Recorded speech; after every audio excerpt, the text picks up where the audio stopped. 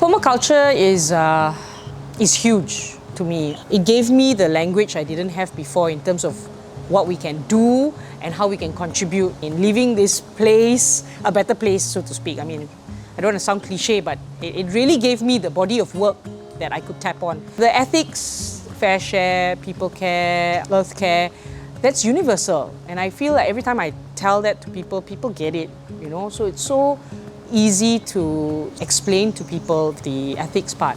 But the design principles then become very interesting. I always tell them it's just not about growing food, because it's how you build your habitats, how you build a park, how you design your preschool, how you design your classroom, how you design your community engagement or an event. You know, every single thing you do, you can have these, you know, those 12 design principles, and you can tap on them accordingly. And it's so functional, and it's made me think everything I place, I need to have a purpose, more than one purpose, by the way, sometimes up to 3, and it needs to be related to something else and connected to something else.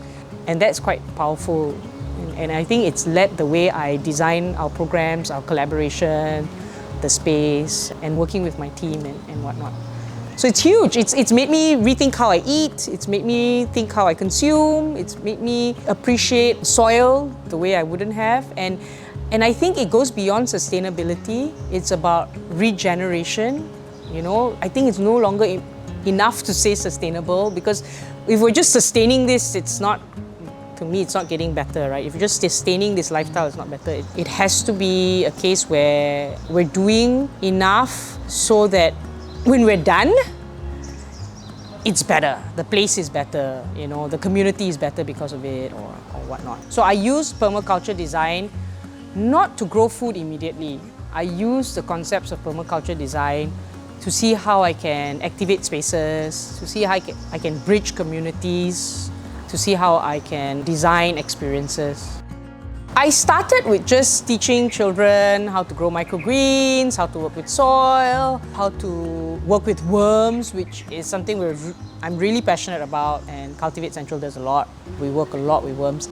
So I spend a lot of time looking at nature, looking at the garden space, and how we can infuse art or language and different sort of other topics, you know, and cooking or feeling, making things, having a DIY spirit. So we really teach many different things, but at the heart of it, I think what we do is we use the garden as its inspiration to sort of build this hands-on, sustainable living kind of idea or lifestyle, for lack of a better word. I really think we need to think beyond gardening, and that's what I've been quite passionate about, because after a while when you teach children like, okay, how to plant a seed, how to propagate, how to work with soil, they're just like, so what next? The idea is not for everybody to go out there and become a farmer or something like that. The idea is for them to appreciate nature, to understand what it means to grow your own food, to understand what it means to work with nature. So that's my hope.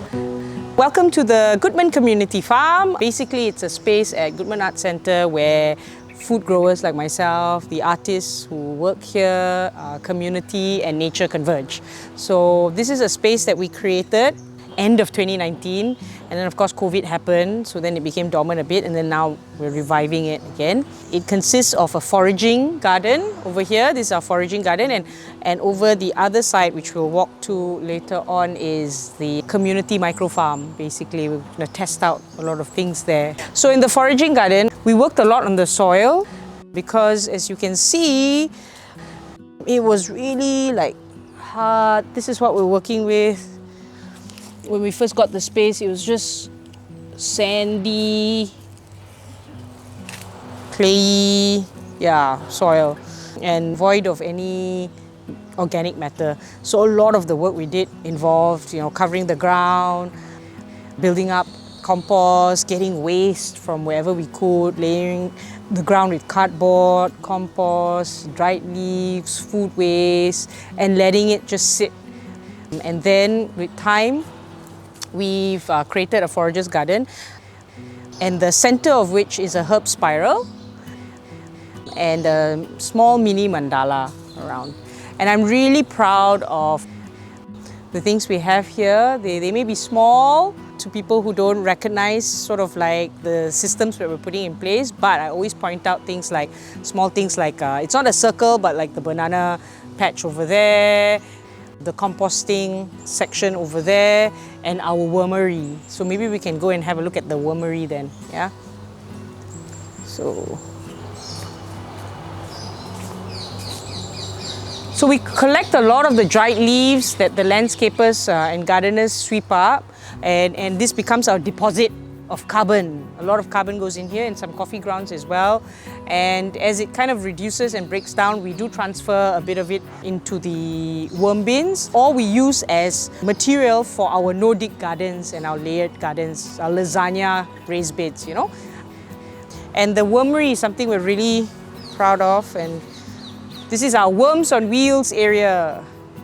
And essentially we use these bins, they're called hungry bins, and we run programs with children, and we get waste from the cafe close by, and we deposit food waste here, kitchen scraps, coffee grounds, as well as landscape waste. And we do that for black gold. Ooh. So this is what we're really proud of. And then this then creates a little bit of a closed loop system. This goes back into the garden so that I don't have to buy vermicast or compost too often, and we're turning waste into treasure. Yeah, so happy worms in here, and you often see me, like, I like to spend a lot of time here and checking in on the worms. We have raised beds. All these are no-dig raised beds. We couldn't dig. It was too much rubble underneath here. And we built a herb spiral, which is quite a unique permaculture design element. You're working with levels, you're working with microclimates, a little pond in there, which our bug educator tells us has created diversity. There's small fish, dragonfly nymphs. So it may be insignificant, it's really small, but actually it's brought in a huge amount of biodiversity to this space, so we're very proud of it. I think that's the key, like small spaces can also pack in a lot of diversity and a lot of value. So herb spiral, and around us are mandala raised beds. We're in the midst of replanting, working the soil. It's a constant challenge. This was what will be sort of like a community micro farm. Students came in to help us plant up. It's only 2 weeks old, so I'm very excited about this space. The trellises were all built by volunteers. A lot of our work here is fueled by volunteer spirits. They come, they help us build things, they help us water, things like that. The idea is to make this into a demonstrative site, so we are experimenting, we'll tinker, we will create permaculture elements, and then showcase what works, what doesn't work, as well as give the space an opportunity or a platform, an area for artists to come down, collaborate with us, use the space, be inspired as well. Yeah, so this is the Goodman Community Farm.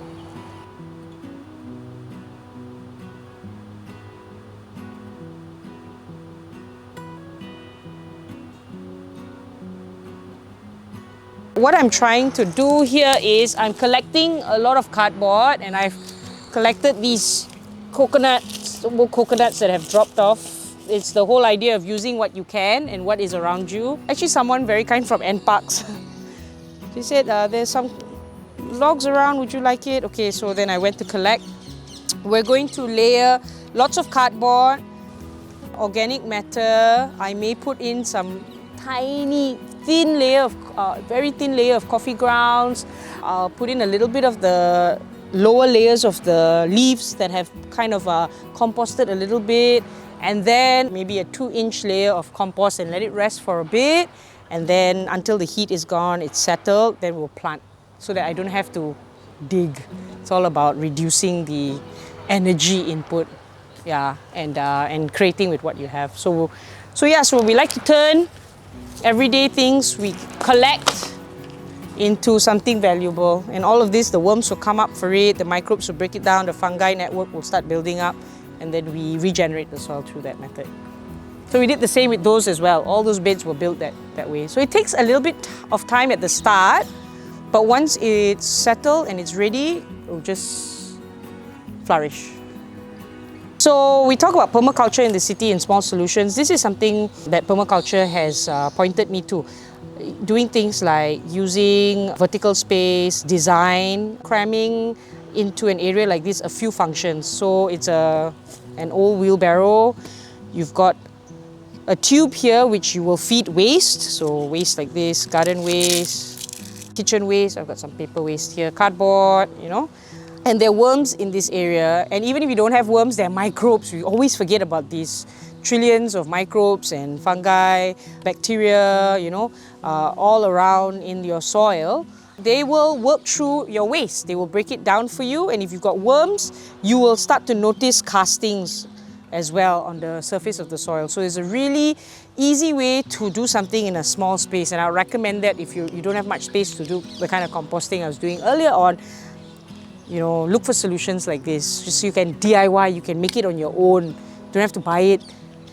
Just get someone to cut a PVC pipe for you, stick it into the ground. You can have some holes at the side and bury it into soil which is full of life, and your waste will be sorted.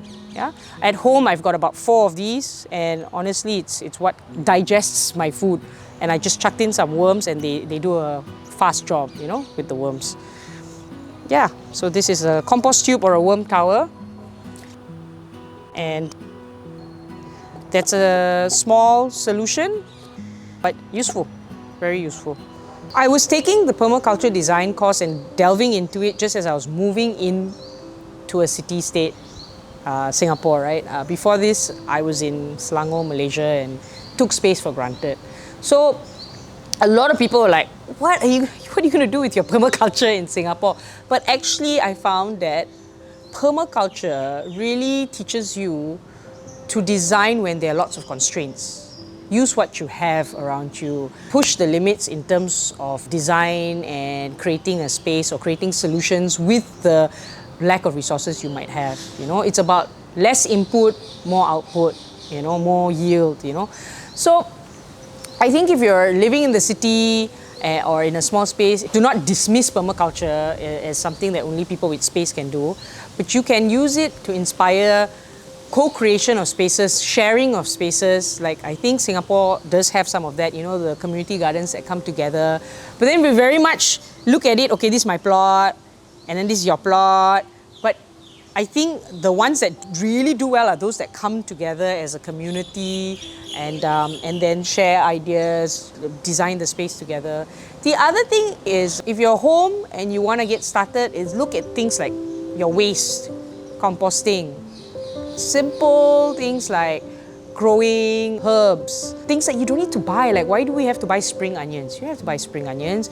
You don't have to buy lemongrass. You don't have to buy, you know, there are lots of curry leaves. You don't have to buy curry leaves. There are lots of these small, accessible plants that you can plant even in the smallest of spaces, you know, Brazilian spinach, mani chai, they call it, or sayo manis. You know, just look for what is relevant in your country and grow those 5 or 6 things, because there are things that you can plant that will eliminate plastic, single-use plastic, going to the supermarket and buying a whole bunch of onion leaves when you only needed 1 stalk, things like that. So that's how I would use permaculture design. And if I may add, on a larger scale, if you're in a city, I mean, city planning and greenscapes can benefit a lot from permaculture design. You know, some of these parks and how we store water, how we develop grey water systems in some of these areas, all this is really, really useful. But at home, those are the things I would really recommend. Composting, look at, you know, your waste, you know, grow some herbs, and look at how you consume. For me personally, I'm very passionate about the soil-based kind of stuff, because you can say all you want, 98% of our food is coming from this soil-based derived, you know, planting system, and we need to do better in terms of regenerating that.